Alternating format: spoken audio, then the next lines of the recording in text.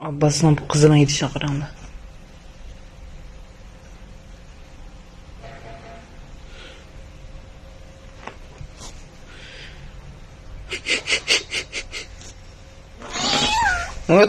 Tutmam dem. Oy qirib baskana.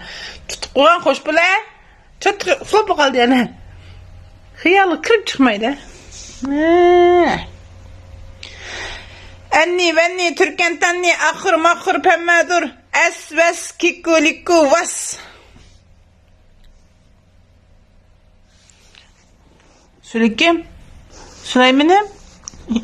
Bize pijimiz var bunlardan bize çılalım pijimiz var. Kesip etken bize bek çılalım. Çok kollarına tatlı bakın kara. Hasnem. Hasnem. Hasnem. Eşem bulam. Uxlasanglar eşim pişip gelir ki. Paşayı. Uxlasangmamda sen hemiz uxlayatqandı ki. Ha? Hey paşa. Paşa. Uxlasangmamda da hemiz uxlayatqandı ki.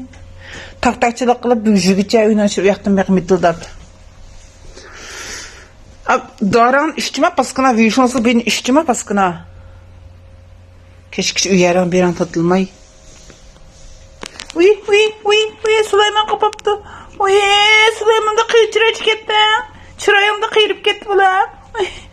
Cüylüp kop gitti ama nemesi Abbas kokşayış.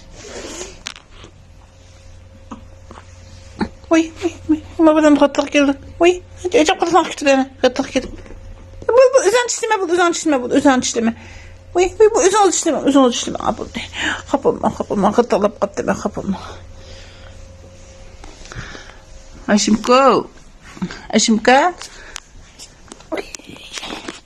Aşımka. Aşımkam dehşet toğrusuq yoğunadı. Eni duvaynılap bu adamdan ki. Vehşi yoğunadı semirip.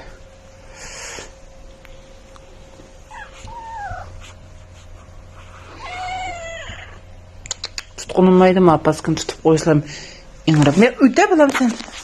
Uyda paşa.